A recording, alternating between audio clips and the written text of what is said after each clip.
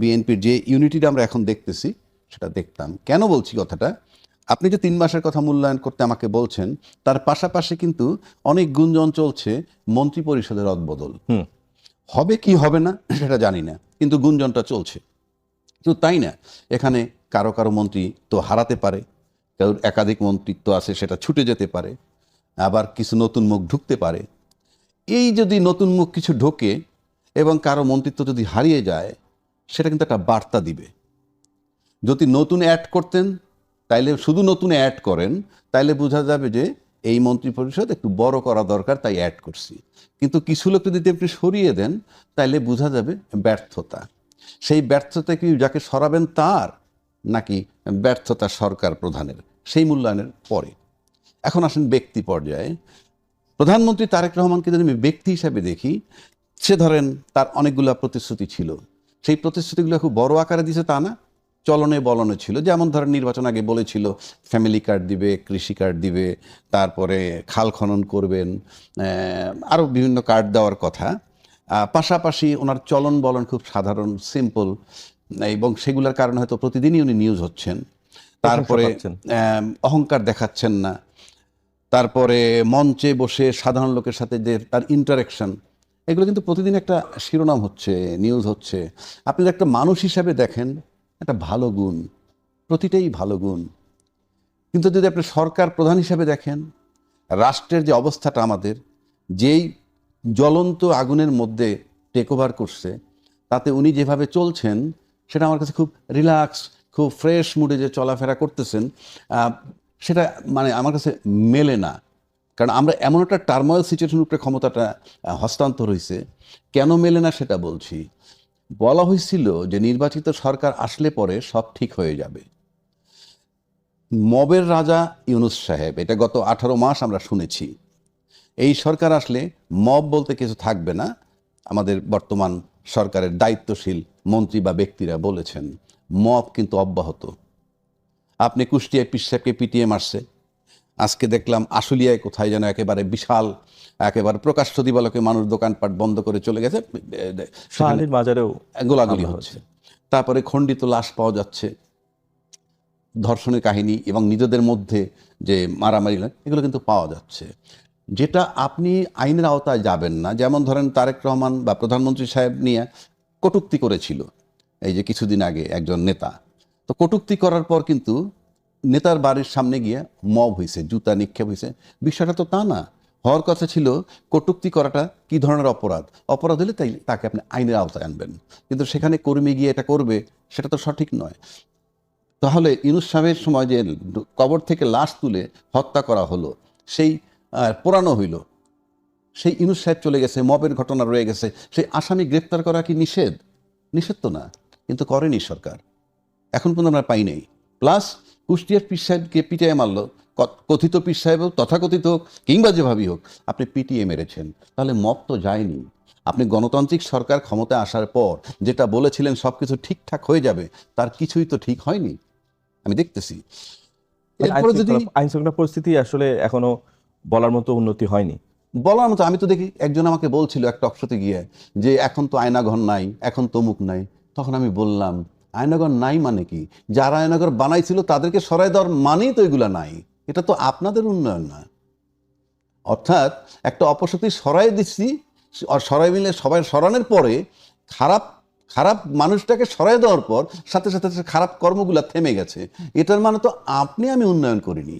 আচ্ছা, এটা গেল আইন শৃঙ্খলা পরিস্থিতি। অর্থনীতি বা এবার আসতেছি জুলাই সনদ, এরপরে আপনি আসেন পার্লামেন্টে। আমরা কি দেখলাম? সংসদ অধিবেশন শেষ হয়ে গেল একটা। সংসদ অধিবেশন শুধুই আলাপ হয়েছে রাজাকার, মুক্তিযোদ্ধা, গুপ্ত সুপ্ত ইত্যাদি ইত্যাদি। যেখানে পার্লামেন্টে ঘরে বাইরে সব জায়গায় বলা হয়েছে জুলাই সনদ নিয়ে, নির্বাচন নিয়ে যাতে বাহানা না হয় সেজন্য জুলাই সনদে স্বাক্ষর করেছিলাম।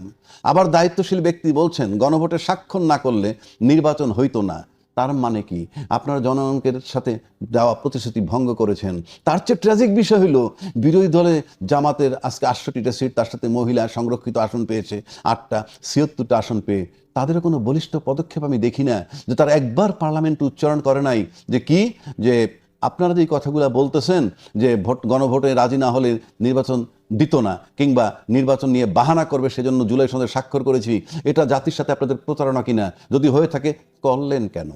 এই আলোচনাটা সংসদে উত্থাপন করা যেত, নাকি তারাও স্রোতে গা ভাসাই দিছে, আমি ৭৬টা সিট পেয়েছি, আমার এই বাসায় জাতীয় পতাকা উঠতেছে বিরোধী দলের নেতা হিসেবে, I will enjoy the time. এটা তো আপনাদের জন্য এই জন্য তো ভোট দেওয়া হয়নি। এবং যারা পার্লামেন্টে আছেন তারা একবারও পরিষ্কার করে বলতে পারেননি জনগণ তাদেরকে ভোট দিছিল কেন। জনগণ যে জন্য ভোট দিছে সেগুলো আপনারা ডিনাই করছেন, সেগুলোকে আপনারা অস্বীকার করছেন।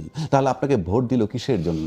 যদি বলেন আপনার নির্বাচনী ইশতেহারও যদি আইসা থাকে, আজকে যারা ক্ষমতায় 2/3 মেজরিটি পেয়েছেন, সেখানে আপনার যে ইয়ে ছিল 31 দফা, সেখানেও তো সংবিধান সংস্কারের কথা বলা ছিল, সংবিধান সংস্কারের জন্য কমিশন বানাবেন, গঠন করবেন, সেটাও তো আপনি করেননি।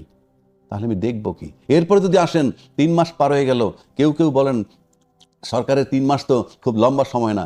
অফকোর্স নট, আমি ব্যক্তিগতভাবে এটা মানতেই রাজি না। কেন বলছি?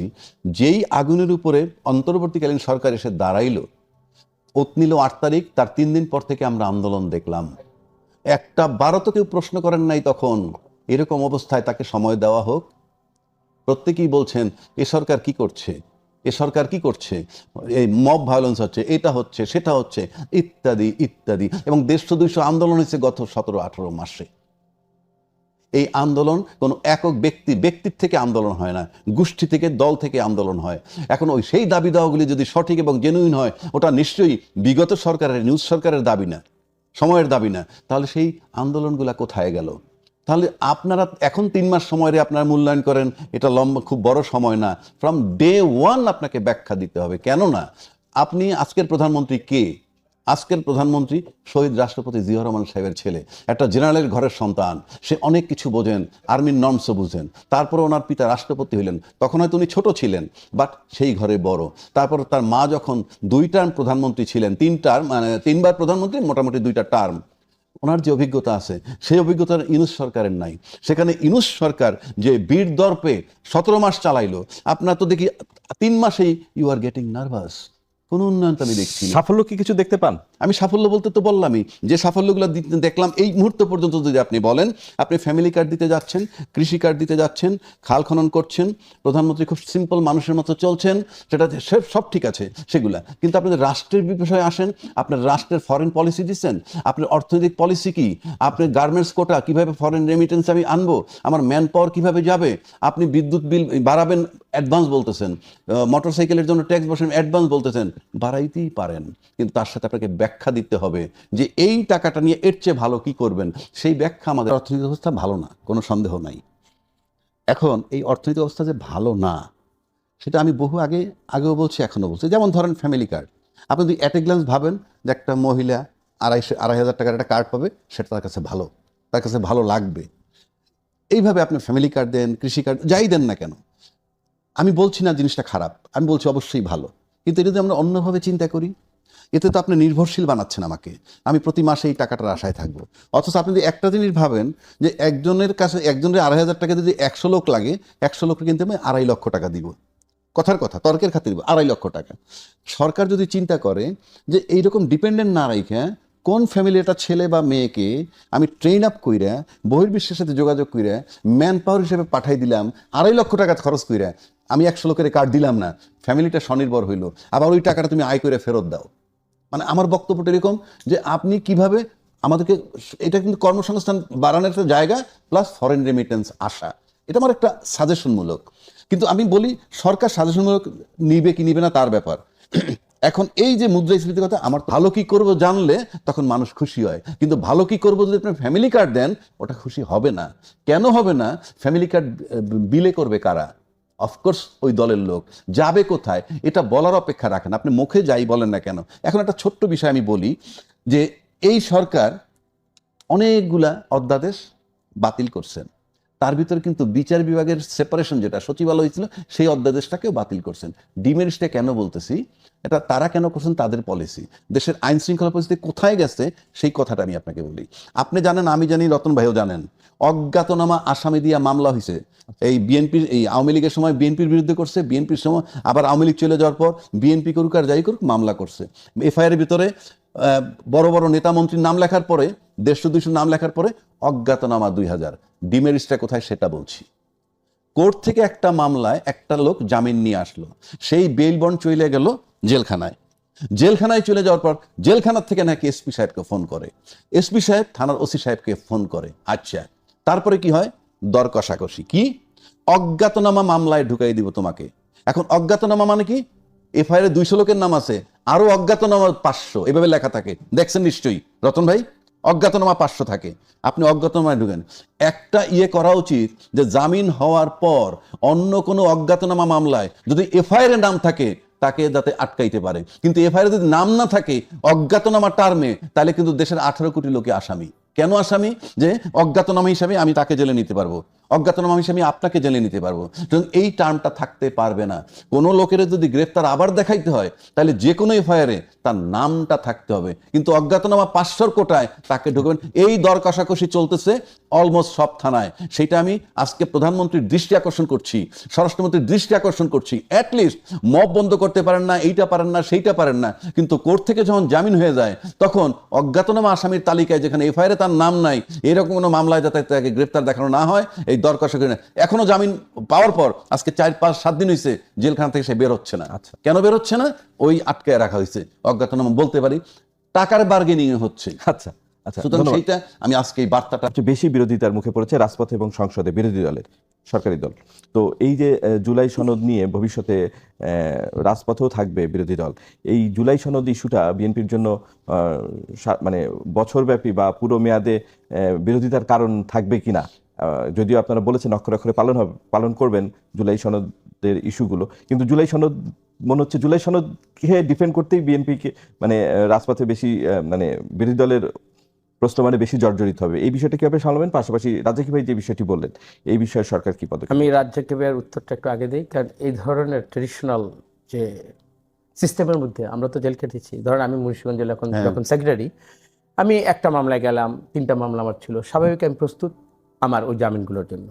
পরবর্তীতে আমি যখন জেল কেটে আমি আবার গিয়েছি জামিন, আমার এখানে 6টা থানা, তো 6টা থানার মধ্যে কি কি পেন্ডিং মামলা আছে, আমি একবার বেরোতে যাই আমার নামে ধরেন লোহজন থানা 2টা দিল, আমি ওখানে জীবনে আসমানে জমিনে আমার উপস্থিতি ছিল না, আমার ওখানে ইনভলভমেন্ট থাকার প্রশ্ন ওঠে না।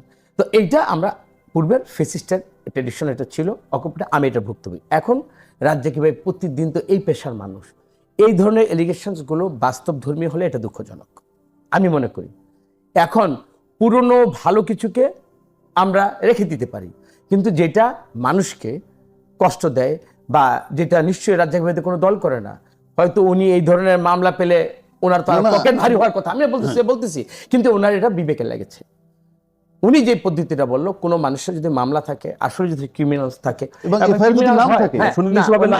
তারপরে এই লোকটা বের হয়ে আবারও পুরনো সে অকারেন্সে চলে যাবে, এই ধরনের যদি কোনো থাকে তাকে অন্যভাবে, এটা সঠিক ব্যাখ্যাটা আমার দেওয়া আমার জায়গা থেকে ঠিক হবে না। তবে আমি যদি এই জায়গায় থাকতাম, আইনের যে ব্যাখ্যাটা আমি দেবো, আপনারা তো ল মেকার, আপনারা নিশ্চয়ই না, এই ব্যাপারে যদি আমার পার্লামেন্টে যখন কথা হবে তখন আমি ডিবেট করলে আমি ল মেকার হব।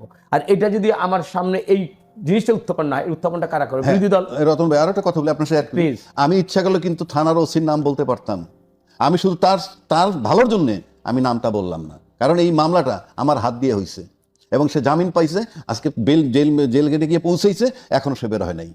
এটা কেন বললাম? ওই কষ্টে আপনি কিন্তু অজ্ঞাতনামা ভয় দেখাচ্ছেন তাকে।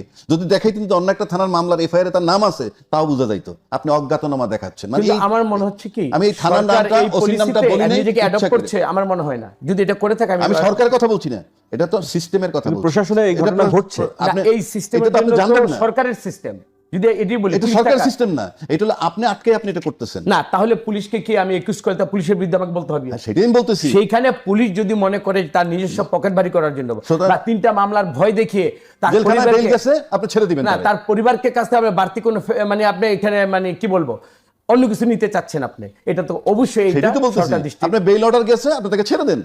ওনারে আপন ভাই ববি ভাই, তার মেয়ে শামা, এটা আমার ছেলে আইমান, ওদের সাথে একেবারে পারিবারিক একটা সম্পর্ক। এটা দেখেন, এই কারণেই বললাম এটা হলো ব্যক্তিগত সম্পর্কের কারণে। আর কোনো মৃত্যুকে কিন্তু মৃত্যুর পরে উল্লাসটা, এটা কিন্তু একটা, আমি এই নীতিটাকে এটা আমি পছন্দও করি না, এটাকে আমি রীতিমতো ঘৃণাই করি। মৃত ব্যক্তিকে মানে তার যে ভূমিকা ছিল জুলাইতে, সে কারণে তো সে না এখন আসেন তার যে ভূমিকা, এটার জন্য সে যদি শাস্তিপ্রাপ্ত হয় ওইটা তার প্রাপ্য, কিন্তু তার মৃত্যুকে নিয়ে পরবর্তীতে যেটা উল্লাস, ওইটাকে কিন্তু এইভাবে উল্লাস প্রকাশ করাটাকে এটা আমি নৈতিকতা বিবর্জিত মনে করি না। তবে অনুসূচিত হয়ে কেউ যে তার নিজের জায়গাটায় আসবে ফিরে, এইটা না আসলে তাদের যেরকম সাফার করেছে ভবিষ্যতে অনন্তকাল হয়তো, মানে এটা কবে তাদের এই সাফারিংসটা শেষ হবে জনগণ এটা কিন্তু মনে রাখবে। সুতরাং আমার মনে হয় কারো যদি অনুসূচিত হয়, সে যদি অতীতের পাপকে সরি বলে এবং নিজেকে যদি ওইভাবে শুধরিয়ে নেয়, আত্মশুদ্ধির প্রতিশ্রুতি যদি মানুষ দেখতে পায়, মানুষও তো ক্ষমার দৃষ্টিতে দেখবে। আর তা না হলে আমার প্রশ্নের উত্তর ছিল যে মানে যেই উদ্দেশ্য যেটা অ্যাঙ্গেলটাতে আসলে মানুষ বা যারা গত সরকারের দোষর ছিল তারা কিন্তু আসলে বা তাদের সমর্থকরা আবার ফিরে আসতে চায় রাজনীতিতে, যদিও আইনে বাধা আছে বা আইন করা আছে। আপনার কি মনে হয় যে সুযোগটা তারা নিচ্ছে বা সুযোগ তৈরি হচ্ছে তাদের ফিরে আসা রাজনীতিতে? এখানে দুটো বিষয়, একটা যে ভাইজান, যে রতন ভাই যে আলাপ করলো কায়সার আহমেদের মেয়ে, কায়সার আহমেদের মেয়েকে আমি ব্যক্তিগতভাবে চিনি তা না, বাট কায়সার আহমেদকে আমি খুব ভালো করে চিনি। আমার সাথে যথেষ্ট যোগাযোগ, মানে দেখা সাক্ষাৎ বহুবার হয়েছে।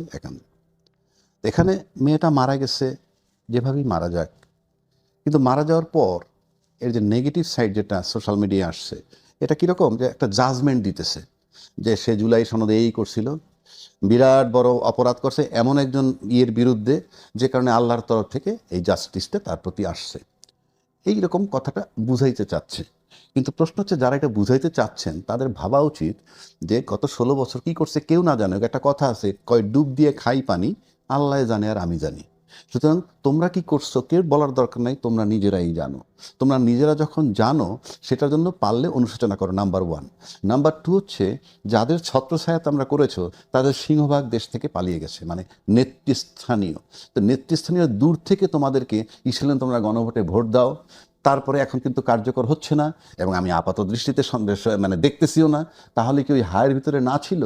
একইভাবে যদি আওয়ামী লীগের কার্যক্রম নিষিদ্ধকরণ কিন্তু নানান জায়গায় বিভিন্ন ঘটনা ঘটতেছে, এখানেও কি ওই রকম নায়ের ভিতরে আছে কিনা, এই প্রশ্ন আমি রাখলাম। না হলে আপনি করে কেমনে? আপনি যদি এত আইন করেন, আইন করে আটকান, সেখানে তো ন্যাচারালি আইন প্রয়োগকারী সংস্থার চলে যাওয়ার কথা, তারা তো যাচ্ছে না, করে কিভাবে? ওনারা তো 16 বছর 10 বছর দাঁড়াইতে পারে নাই, জিজ্ঞেস করেন, আমি তো বানাই বলতেছি না, দাঁড়াইতেই পারেন নাই যেখানে। এবং এটা তাদের ব্যর্থতা বা দোষ বলছি না, কারণ দিন শেষে ভাই জীবনটার তো মায়া আছে, দিন শেষে পরিবারের জন্য তো মায়া আছে। এই রতন ভাই যত কথাই বলুক, এন্ড অফ দ্য ডে তার ফ্যামিলি কিন্তু তার কাছে প্রধান, এবং প্রত্যেকের নিজ নিজ ফ্যামিলি প্রধান, গল্প যে যতই করুক। আর আপনি যদি বলেন যে না আমি দেশকে প্রচণ্ড ভালোবাসি, প্রি কন্ডিশন আপনার ফ্যামিলি লাইফ থাকতে পারবে না।